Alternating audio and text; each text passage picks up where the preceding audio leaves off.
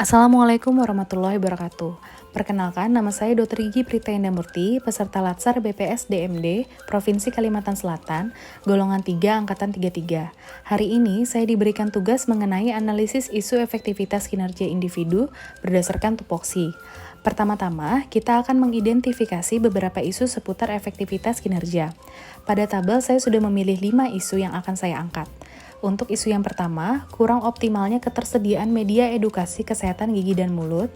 Yang kedua, pemahaman paradigma sakit di masyarakat.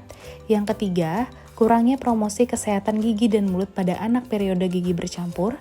Yang keempat, belum optimalnya sterilisasi alat-alat kedokteran gigi di poli gigi Puskesmas Gambah. Yang kelima, kurang optimalnya instruksi perawatan pasca tindakan gigi. Setelah mengidentifikasi berbagai isu, selanjutnya perlu dilakukan analisis untuk memahami isu tersebut. Di sini saya menggunakan teknik tapisan APKL dengan menetapkan rentang penilaian 1 sampai dengan 5. Pada kriteria APKL, A adalah aktual, yaitu isu tersebut benar-benar terjadi, P adalah problematik, isu tersebut memiliki dimensi masalah yang kompleks, sehingga perlu dicarikan segera solusinya. K adalah kehalayakan, isu tersebut menyangkut hajat hidup orang banyak. L adalah kelayakan, isu tersebut masuk akal, realistis, relevan, dan dapat dimunculkan inisiatif pemecahan masalah. Dari tabel, nantinya akan ada 3 peringkat teratas, yaitu peringkat 1, 2, dan 3. Untuk peringkat 1, itu pemahaman paradigma sakit di masyarakat. Peringkat 2, itu adalah kurangnya promosi kesehatan gigi dan mulut pada anak periode gigi bercampur. Dan yang ketiga, kurang optimalnya ketersediaan media edukasi kesehatan gigi dan mulut. Dari hasil analisis APKL, didapatkan isu yang dinyatakan memenuhi kriteria yang kemudian isu-isu tersebut dianalisis lebih lanjut dengan analisis USG.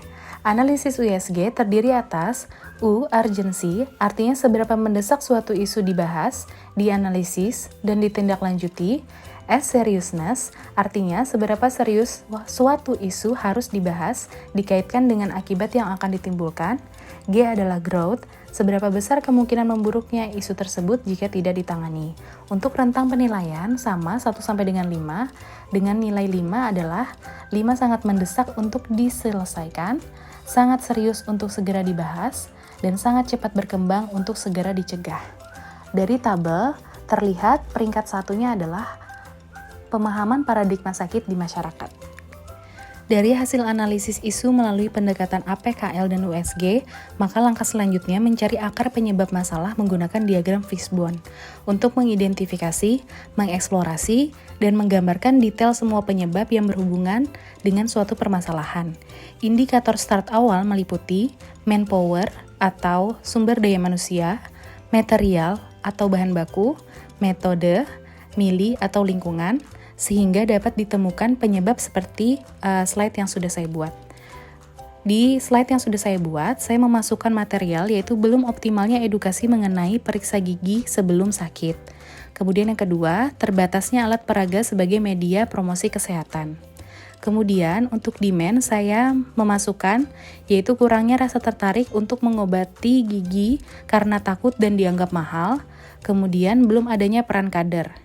Untuk di metode, saya memasukkan kurangnya pelatihan kaderisasi puskesmas untuk dapat ikut memberikan edukasi di lingkungan terdekat, dan untuk di lingkungan atau mili, yaitu kurangnya koordinasi dengan tokoh masyarakat, kader, dan lintas sektoral. Kemudian, untuk memperkirakan jalan keluar dan terbaik dalam merumuskan strategi, kita akan menggunakan SWOT analisis. Analisis ini berdasarkan pada logika yang dapat memaksimalkan kekuatan atau strength dan peluang atau opportunities, sekaligus secara bersamaan dapat meminimalkan kelemahan atau weakness dan threat atau ancaman. Pada tabel, saya sudah mengkategorikan beberapa poin untuk strength. Itu adalah yang pertama, tersedianya sumber daya manusia yang memadai. Yang kedua, adanya kader-kader puskesmas yang siap untuk dilatih. Yang ketiga, memiliki jaringan rumah sakit rujukan yang cukup memadai.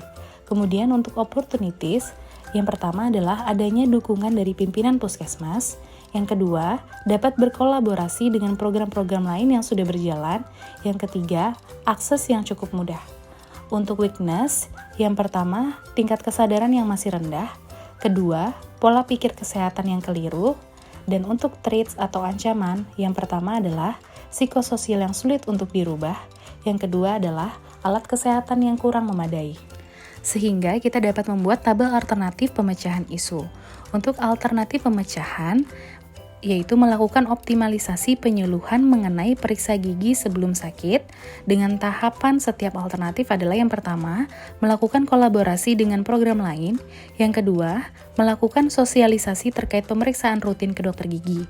Hasil yang akan diharapkan adalah yang pertama, terwujudnya jadwal kegiatan promosi kesehatan yang berkesinambungan, dan yang kedua, rutin kontrol ke dokter gigi setiap 6 bulan sekali.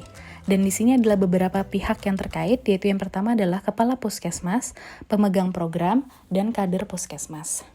Demikian yang dapat saya sampaikan, semoga penjelasan saya dapat diterima dan bermanfaat bagi kita semua. Salah hilaf mohon maaf. Wassalamualaikum warahmatullahi wabarakatuh.